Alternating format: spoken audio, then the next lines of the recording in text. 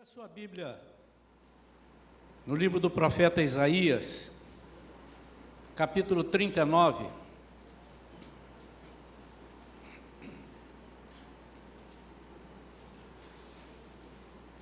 Vamos ler a partir do versículo 1 até o versículo 8.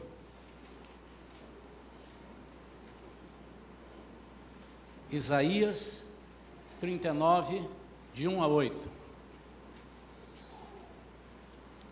Naquela época, Merodach Baladã, filho de Baladã, rei da Babilônia, enviou a Ezequias cartas e um presente, porquanto ficara sabendo de sua enfermidade e de sua magnífica recuperação.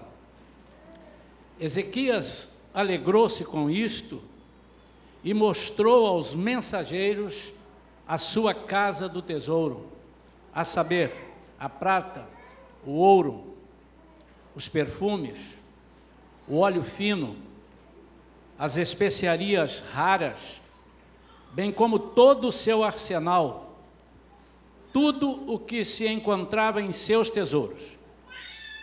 Nada houve de valor em sua casa real ou em todo o seu reino que Ezequias não lhes mostrasse.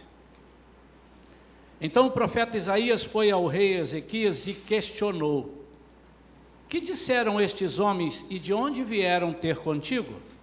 Ao que Ezequias lhe respondeu: ora, eles vieram de uma terra distante, da Babilônia, para visitar-me. Diante disto o profeta indagou: o que eles viram em teu palácio?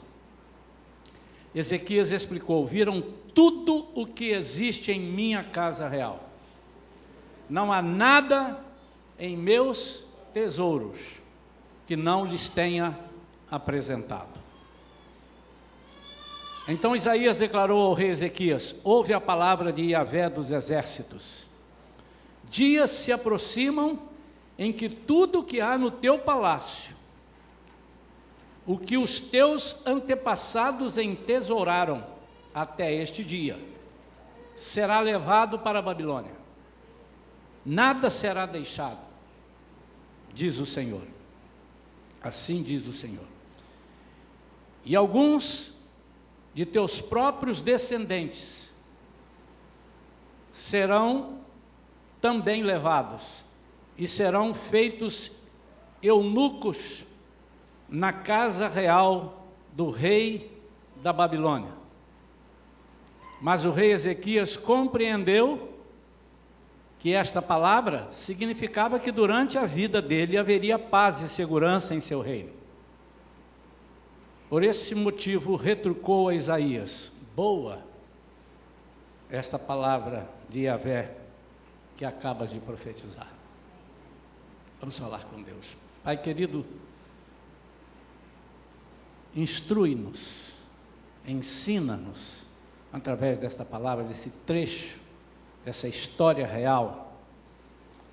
Pai, que nós possamos ter entendimento do que Tu queres para nossas vidas, entendimento do que devemos ser como servos Teus, atitudes que devemos tomar. Senhor, capacita-nos, encoraja-nos a tomar as decisões que precisam ser tomadas. Dá-nos, Senhor, um espírito vitorioso, em nome de Jesus. Amém. Essa história que eu acabei de ler é uma história real, não é uma parábola. Ela também está registrada em 2 Reis, exatamente copiado. Copiou e colou, mesma coisa. 2 Reis 20, mesma coisa, a partir do versículo 12. E ela é interessante porque ela vem logo após, pelo menos 2 episódios interessantíssimos na vida do rei Ezequias. O rei Ezequias havia experimentado a presença e o poder de Deus na sua vida, no seu reinado, de uma forma tão grande.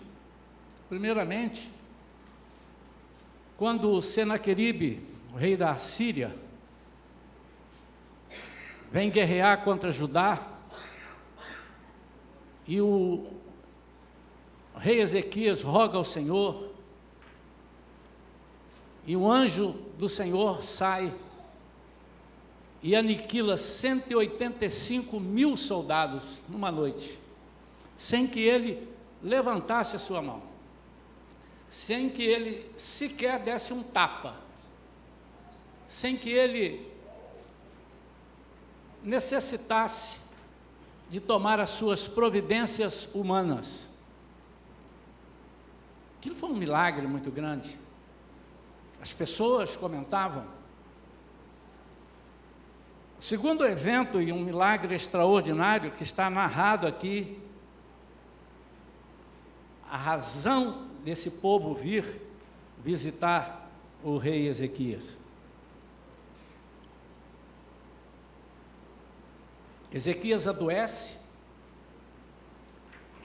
e o profeta Isaías vai dizer a ele que ele deveria preparar a sua casa. Preste atenção nisso. Prepara a tua casa, põe a tua casa em ordem, porque o Senhor vai te chamar, o Senhor vai levar você. E Ezequias então pôs a cara para a parede. Isaías sai, deu a ordem a ele, deu a notícia, e Ezequias clama ao Senhor. Ezequias, sem saber o que fazer, ele disse: eu não tenho com quem falar, o profeta já até saiu. Ele clama ao Senhor, e o Senhor fala com o profeta lá no pátio ainda. Vai lá e volta e diz a ele que eu vou dar a ele 15 anos de vida a mais. Isaías ainda estava no pátio. Volta e diz ao rei Ezequias. Segundo os estudiosos, essa doença dele não era um Covid, uma doença que é séria, mas era uma doença que mexia com os ossos. Ele não tinha saída, ele tinha enfermidade por todo o corpo, mas Deus se compadece dele e ouve a oração dele. Isaías vai lá e dá a notícia, e o resultado nós sabemos: Ezequias foi curado. Depois disso, depois dessa vitória a Judá sobre o rei da Assíria, depois dessa cura milagrosa, que é só um milagre mesmo, o rei da Babilônia soube da enfermidade de Ezequias e da sua cura. Aqui diz, da sua cura, na linguagem de hoje, espetacular, magnífica recuperação, diz aqui o versículo de número 1. O que ele faz? Ele reúne uma comitiva da Babilônia, leva cartas, presentes, e vai até o rei Ezequias para visitá-lo aqui, para saber como é que ele estava passando e saber notícias. Que coisa é essa? O que está acontecendo? Eu diria que não foi a cura simplesmente do rei Ezequias que chamou a atenção da Babilônia, mas o poder de Deus na vida de Ezequias chamou a atenção da Babilônia. Todos nós sabemos, irmãos, que a Babilônia representa o que há de pior contra o reino de Deus. Apesar de existirem outros países que fizeram muito mal ao povo de Deus, é a Babilônia que é vista por Deus como algo que precisa ser extirpado, porque a Babilônia tratou de levar o povo à adoração de outros deuses, a idolatrias, coisa que Deus condena veementemente contra. Veementemente. Deus é veementemente contra, Deus condena. Haja vista que em Apocalipse, a cidade figurada que Deus vai destruir é a Babilônia. Não é Sodoma e Gomorra. Não é o Egito. E nós estamos falando aqui de casa. Eu quero falar nesta manhã de casa, embora não estejamos no mês de maio. No mês de maio teremos algumas palestras para famílias aqui na igreja, já vá se reservando aí. Mas eu acho que nós não podemos esperar muito tempo para mais uma vez chamarmos a atenção das nossas famílias com relação a tudo que temos dentro da nossa casa. Lembre que o autor aqui diz, o profeta Isaías, ele narra, e lá em 2 Reis, a mesma coisa, ele fala sobre o tesouro.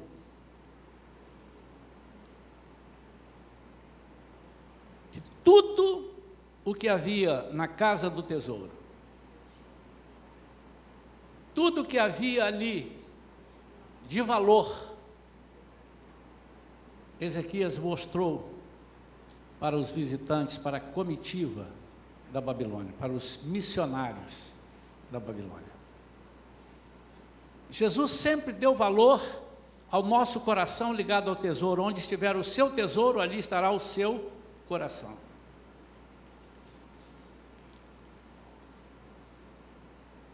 Quando Ezequias recebe aquela comitiva, ele se alegra muito. Há algum problema em eu me alegrar com uma comitiva que vem me visitar? Nenhum problema. O problema é quando, de repente, eu ache que aquele louvor, aquela visita, aquelas coisas são para mim, e são para me engrandecer, e são para me valorizar. E eu não tributo a honra ao Senhor. Antes, há visitas indesejadas. O subtítulo dessa mensagem disse assim: há visitas onde nós nos mostramos ingênuos. E recebemos como se, puxa, as pessoas estão maravilhadas com o que estão vendo aqui, ou com a notícia, ou com as notícias, a fama da minha casa. Eu quero transformar essa mensagem hoje, fazer uma analogia sobre os tesouros da nossa casa.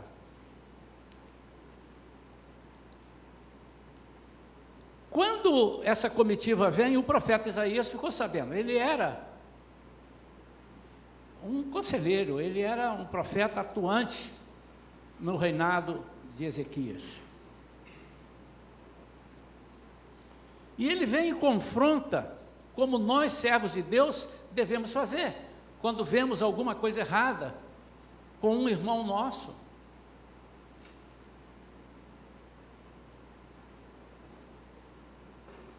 O que é ser um profeta? Ser um profeta é ser um intermediário de Deus para o povo. Quando nós falamos em profecia, estamos falando aquilo que Deus está mandando falar, não é que a nossa carne está mandando falar. E ele então, como profeta de Deus, vai confrontar Ezequias e pergunta para ele: de onde vieram esses homens? O que é que eles disseram? O que é que eles queriam aqui? Qual é a deles? Porque Isaías sabia muito bem onde é que estava o pé daquelas pessoas. Isaías, como profeta de Deus, conhecendo a Babilônia, sabendo tudo que a Babilônia já tinha realizado, estava realizando, ele sabia que boa coisa não era. E ele sentiu que Ezequias estava iludido. Ele sentiu que ele estava deslumbrado. Irmãos, eu não sei se você já viu um crente deslumbrado. O crente deslumbrado é aquele crente que tudo é vitória, tudo é glória, e na vida do crente tem que ser mesmo, tudo é, e ele não presta atenção em nada que está do lado dele, ele passa a ser tão ingênuo, que ele não percebe que o inimigo está afrontando, o inimigo está próximo, e de repente pode dar-lhe uma rasteira. Por isso que o apóstolo Pedro diz assim: sede sóbrios e vigilantes, porque o diabo, vosso adversário, está dando volta ao vosso redor, procurando uma oportunidade. E se isso não fosse importante, Deus não falaria com Pedro para falar com o povo. Então, Ezequias estava nesse clima e Isaías percebeu.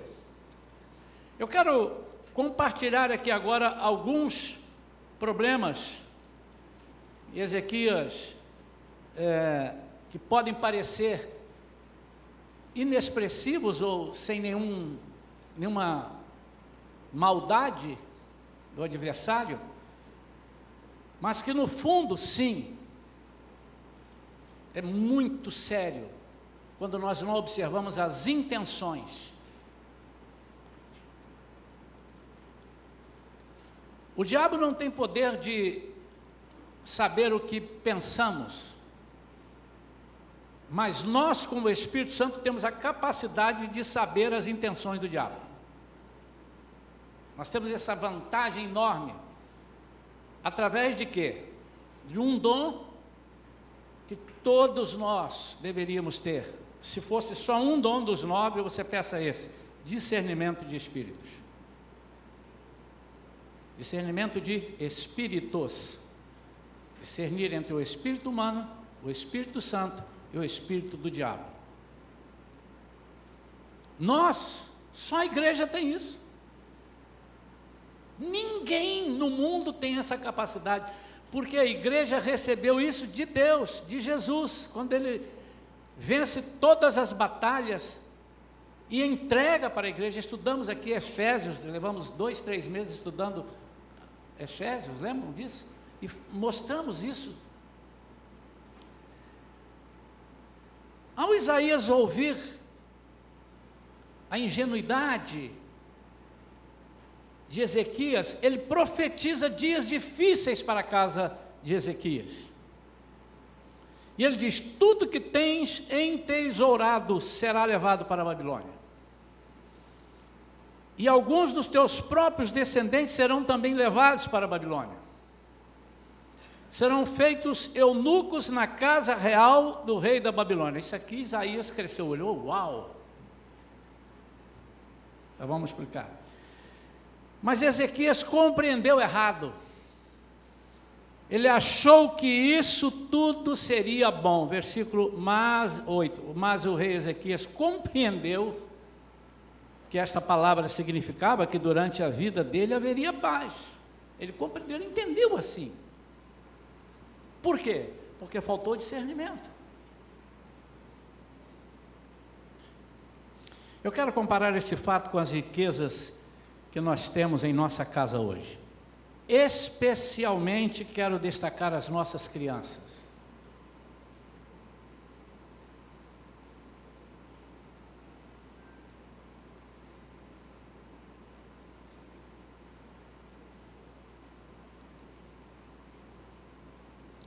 Eu acho que tem muito pai e muita mãe brincando de ser pai e mãe.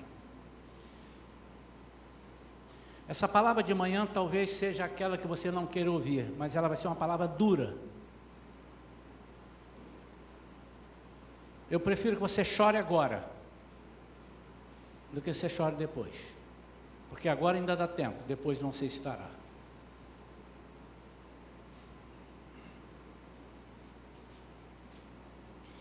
Mas antes de entrar aqui nas crianças, eu vou dar um en passant nas riquezas, nos tesouros, porque tudo que é bom, o inimigo está de olho. E o que significa nós abrirmos a nossa casa do tesouro, os nossos bens, para o inimigo?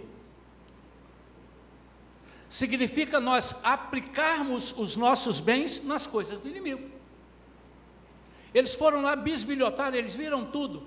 O que significa nós mostrarmos as nossas armas? É nós mostrarmos ao inimigo as nossas armas muitas vezes fraquejadas. Nós mostramos ao inimigo que estamos fraquejados, ou fraquejando, ou já fraquejados, ou derrotados. Armas que nenhum outro tem a não ser a Igreja de Cristo. Quando nós aplicamos os nossos bens em coisas que são fora do propósito de Deus, coisas que trazem maldição para as nossas casas, investimos os 90% do dinheiro que Deus deixa conosco, em alguns os 100%, em coisas que desagradam a Deus. Eu falei aqui uma vez sobre o dízimo, e eu disse que 10% o Senhor devolve a você, e 90%, eu já ouvi, a gente fala, 90% o Senhor deixa com você para você fazer o que quiser. Nananina não. Ou você é servo dele, ou você é súdito de um rei, e você não pode ou não deve usar os 90% com o que você quer. Os 10 consagram os 90, os 100. E quando nós trazemos trazemos o inimigo para ver os nossos tesouros, uma dessas formas de fazermos isso é nós aplicarmos os nossos 90, ou parte dos nossos 90, 1% dos nossos 90 que seja, para contaminar alguma coisa na nossa vida.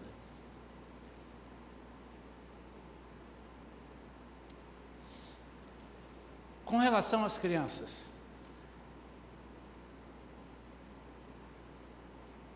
eu já combinei com a pastora Vera, ela vai dar uma palavra aqui em breve sobre as crianças, o que estamos fazendo lá, e eu pedi a ela que trouxesse a equipe aqui um dia para dizer o que estão fazendo lá, porque há muitos pais que entram aqui às 9 horas, vão embora meio-dia, não têm a menor noção do que aconteceu com seus filhos.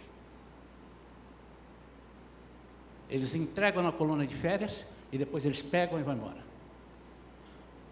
Mas eles estão aprendendo a Bíblia e vão desengraçar muitos pais. Vão te corrigir. Quando você falar um palavrão, ele vai dizer, opa, lá nós aprendemos que não fala palavrão.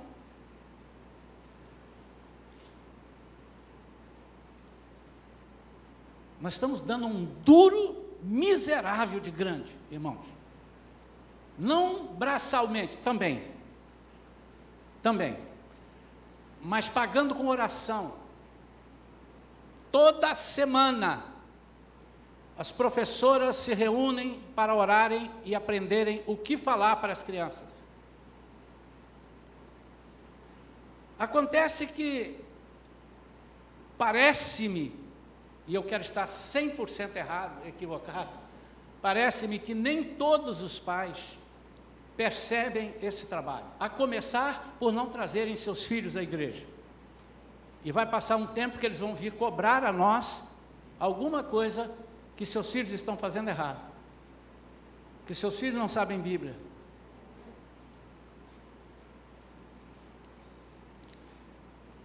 E essa semana passada nós vimos sair do ar. Para mim foi pouco, tinha que sair do ar. Se a justiça aqui fosse feita na sua essência, sair do ar e os indivíduos serem presos.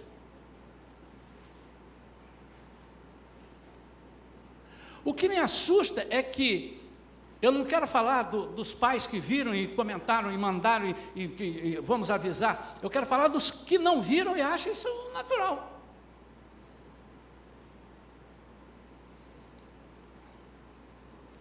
As crianças são tão caras e tão importantes, são tão tesouros, que Jesus disse que temos que ser como elas para entrarmos no reino de Deus. Mateus 18:3. Então, se você pretende ser alguém na vida no reino de Deus, você tem que ser igual a uma criança. Agora, quando Jesus disse, ele está dizendo a criança na sua essência verdadeira, e não a criança ensinada errada, deturpada, torta, desprezada. Nossos filhos são filhos de Deus. Já cansamos de falar isso aqui. Aliás, eu vou tirar o termo cansamos. Já estamos falando isso há muito tempo, que eu não vou me cansar de falar nisso. A nossa responsabilidade aumenta muito mais, porque eles não são nossos filhos. Você não pode fazer o que você quer com esse filho. Você está equivocado, vai lhe ser pedido conta. Você provavelmente vai pagar com a vida. Porque o Deus que fez isso com Eli é o mesmo de hoje. O Deus que disse para Eli: eu vou exterminar a sua geração, matou os filhos, matou Elias. Mas que Deus sanguinário que mata? Não, é para velar e zelar pela sua palavra. Esse Deus é o mesmo de hoje. Porque tem um propósito nisso tudo. São a nossa descendência para perpetuar o reino dos céus e esticar nossas fronteiras espirituais.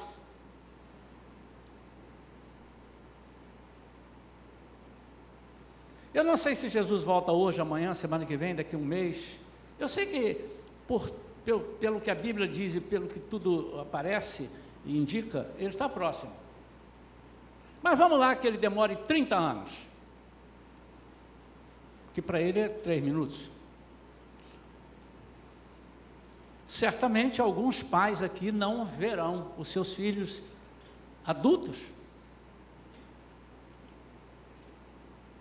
E você acha que vai passar em branco para Deus o que você fez com os filhos dele?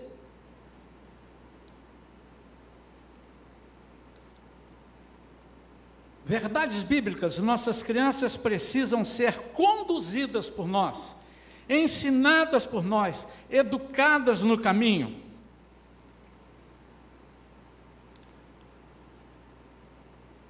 Quando eu desprezo e acho que criança é só criança, e não entendo a capacidade que ela tem de receber o Espírito Santo como nós, eu estou deixando que o mundo eduque, que o mundo contemple as nossas crianças. Eu imagino, trazendo essa figura da Babilônia, a Babilônia chegando dentro da nossa casa e disse: abre as portas aí. Uau, que garota linda, hein? Quantos anos ela tem? 10? Que espetáculo, hein? Que menina. Você já pensou em botar essa menina para atriz da Rede Globo? Você já pensou em colocá-la numa agência de propaganda?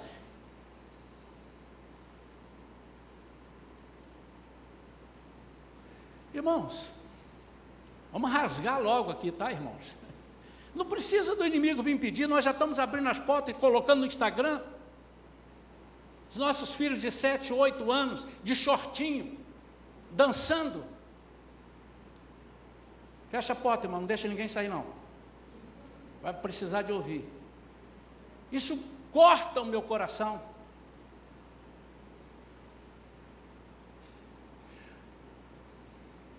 Nós vamos ter uma palestra sobre isso aqui, se Deus quiser, agora em maio. Irmãos, nós não temos noção do que é a Babilônia.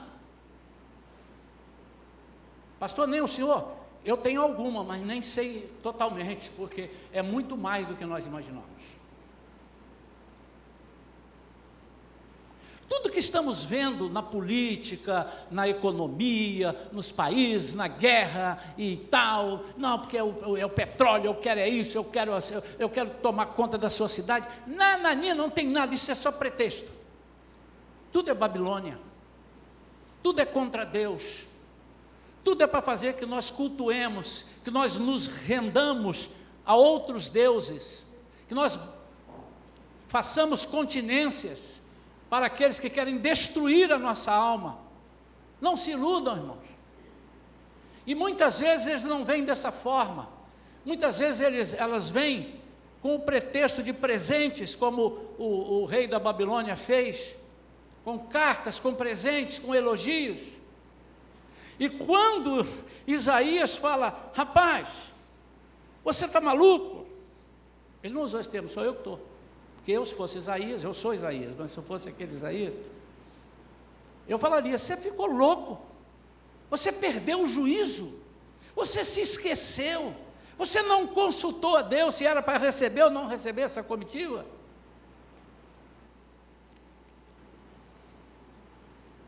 Irmãos, nós temos feito isso, nós temos aberto as nossas casas para visitas indesejadas, para pessoas que vêm para roubar, para matar, para destruir a nossa comunhão.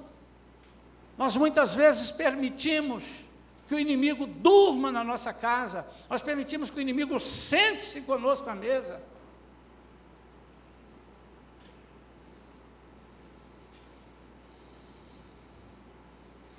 Nossas crianças precisam ser protegidas por nós. É totalmente nossa responsabilidade de impedir o acesso do inimigo em nossa casa. Se não for você, quem será? Eu não tenho esse poder de impedir um inimigo na sua casa. Eu tenho na minha, mas na sua eu não tenho. Não podemos nos alegrar quando o inimigo oferece honras e destaque para elas. Isso é demoníaco. Conheço, irmãos, muitos crentes, ditos crentes em Jesus, que se alegram quando, por troca de alguma fama ou dinheiro, seus filhos são levados para serem propaganda de Satanás. Nossa negligência poderá transformar nossos filhos em homens e mulheres estéreis, impotentes, fraco ou inútil. Como? Transformando ele num eunuco. O eunuco simboliza isso. O que era um eunuco? O eunuco era um homem castrado, que o rei levava. Eu sou castrado, eu não posso produzir, mas em compensação, estou no palácio do rei. Há pessoas assim, que são improdutivas, inúteis, mas estão se vangloriando porque estão servindo ao inimigo, ou estão com fama que o inimigo está dando. Nós podemos estar entregando a nossa geração ao fracasso, ao fim da linha geracional, quando permitimos o inimigo conhecer nossas crianças. Nós podemos estar transformando-as em homens e mulheres inseguras. Como? Revoltados. Nós estamos entregando nossos filhos, estamos permitindo que nossos filhos vejam programas de televisão ou joguinhos e tudo, que de repente estão aqui os professores orando por essas crianças, que vocês pais talvez não saibam. Que as crianças em plena aula estão tendo alucinações e gritando de medo, do nada. Eles estão dentro da igreja, não era para ser assim, mas mesmo dentro da igreja gritam. Por quê? Aí a gente vai saber, são as coisas que você está deixando ou ensinando ou não percebendo que seu filho esteja fazendo.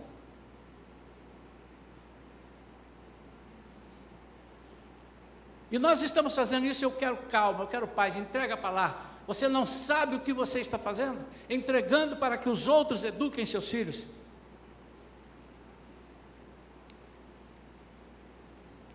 O negócio está tão bravo, está tão sério, que eu não posso nem falar aqui a forma que você precisa educar seu filho, porque senão eu posso ser preso. Mas a forma que eu iria falar é a forma que está na Bíblia. Isso é o quê? O inimigo dizendo para você como é que tem que educar o seu filho.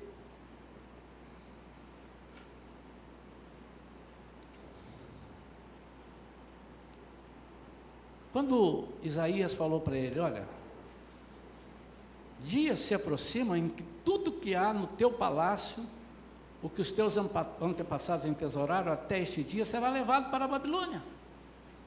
O que ele está dizendo aqui? Do jeito que você está levando as coisas, daqui a pouco tudo que você tem vai glorificar a Babilônia, não a Deus. É por isso que muitas pessoas, e é mesmo, irmãos, de tanto estarem impregnados com as coisas da Babilônia, não conseguem mais adorar, não conseguem mais orar, não conseguem mais chorar na presença de Deus, não são sensíveis à palavra de Deus.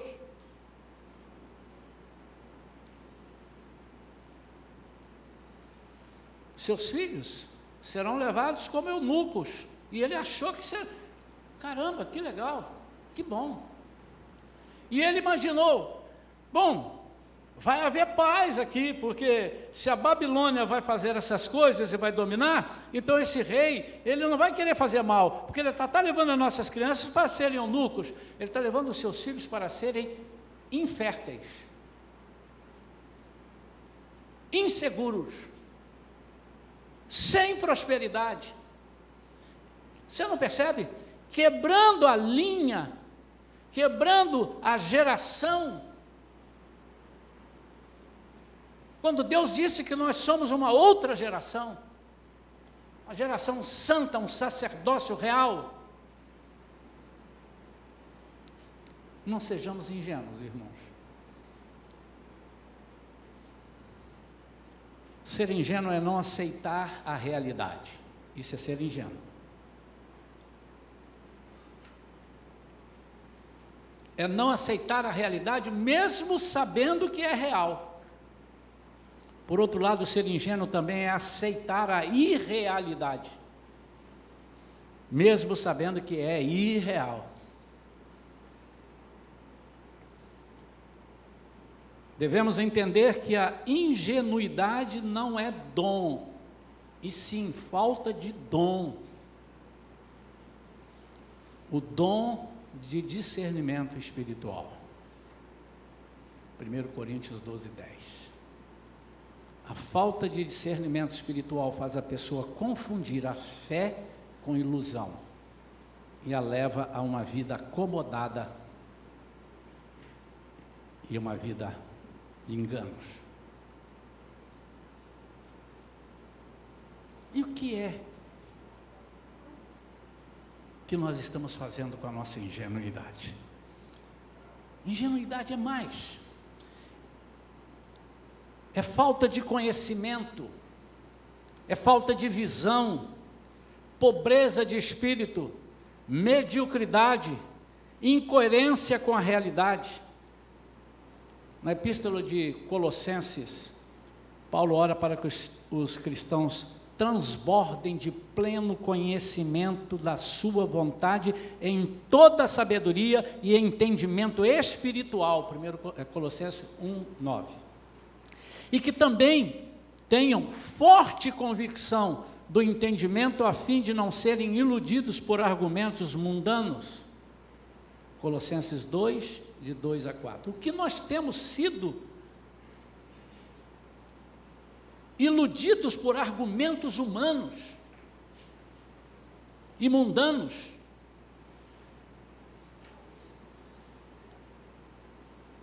Já os cristãos colossenses que ingenuamente desviaram do caminho, Paulo adverte: vocês aceitam de boa vontade o que qualquer um lhes diz, mesmo que anuncie um Jesus diferente daquele que lhes anunciamos, ou um espírito diferente daquele que vocês receberam, ou boas novas diferentes daquelas em que vocês creram.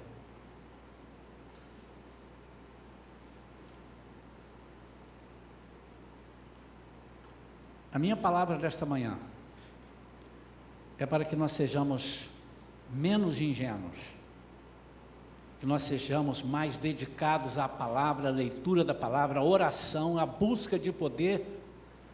Sem buscar, sem orar, sem clamar, você não vai a lugar nenhum. Aliás, vai para baixo. Mas com isso tudo, nós fazendo com isso tudo, já é difícil. Mas nós temos como aliado o Espírito Santo. Eu quero fazer um apelo aos pais das crianças. O primeiro apelo é que você faça o mínimo, e o mínimo é trazer seu filho à igreja. Porque você prometeu, como membro da igreja, estar presente nos trabalhos da igreja e trazer os seus filhos. Você precisa estar. E se você não estiver, eu não vou brigar mais com você, não vou falar, mas você vai prestar contas a Deus, que vai pedir: por que você não levou o meu filho? Não, porque eu quis levar ele. Você não tem direito de levar o seu filho, porque o seu filho é meu filho. Você tem que perguntar para mim. É importante, irmão, suas crianças. Eu estou falando principalmente das crianças do Kids, principalmente.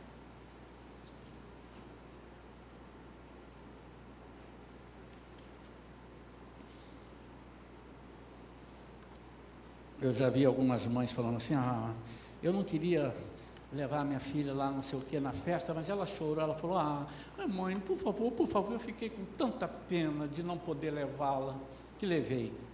Mas se você não sabe, as crianças fazem isso. Por favor, eu quero ir no Kids, não deixa eu faltar não. Então, por pena, traga. Essa é a primeira coisa que eu vou pedir.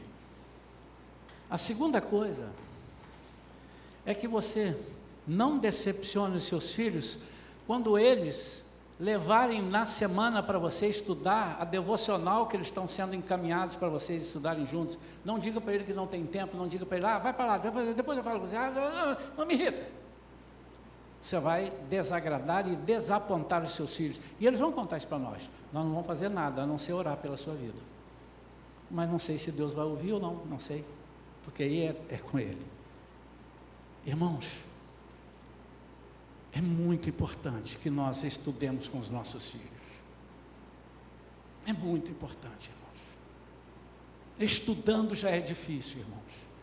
Sem estudar é mole para o inimigo. E terceiro, que nós não sejamos ingênuos às propostas do inimigo, aos elogios do inimigo. Eu ouvi um pastor falando uma vez, e eu fiquei assim, mas depois eu falei, rapaz, isso está certo. Você já pensou,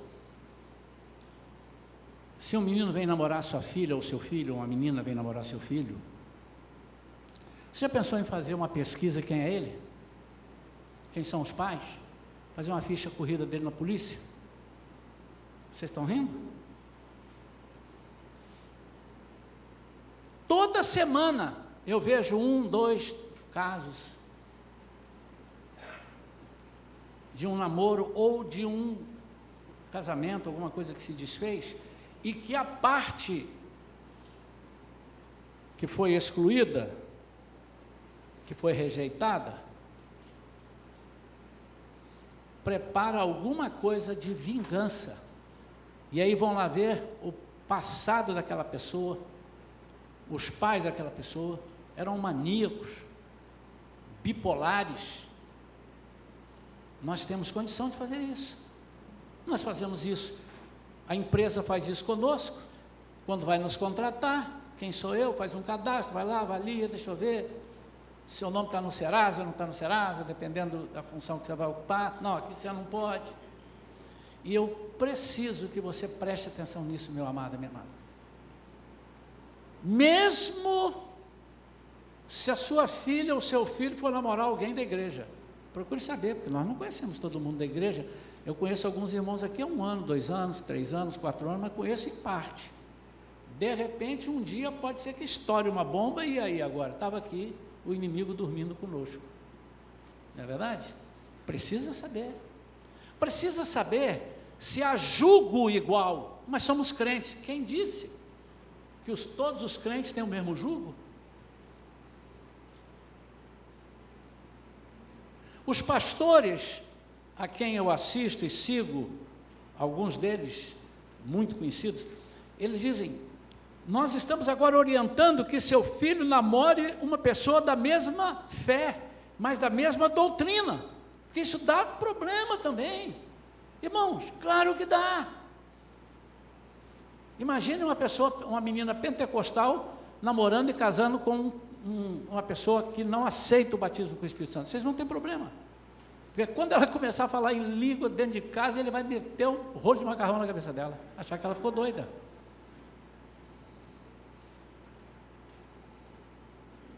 Ele vai achar culto só domingo, ela vai achar assim, não, terça, quinta, sábado e domingo, porque eu estou cheio do Espírito. Ele vai dizer, não, você vai cuidar da casa.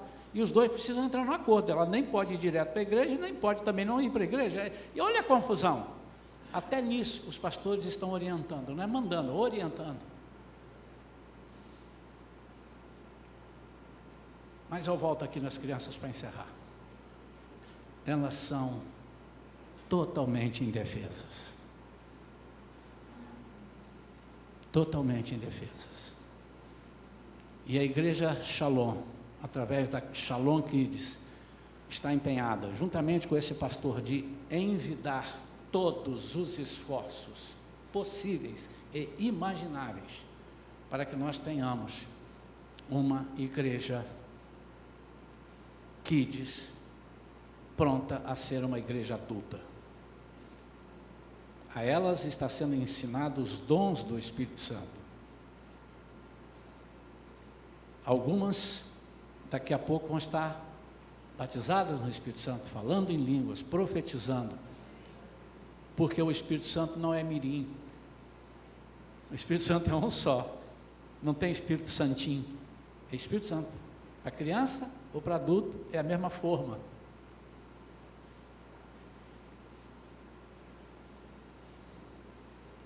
Nossos filhos podem estar ficando doentes, porque estão vendo coisas que a Babilônia trouxe para eles.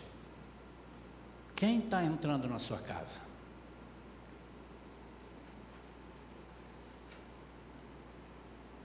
O que você está mostrando da sua casa?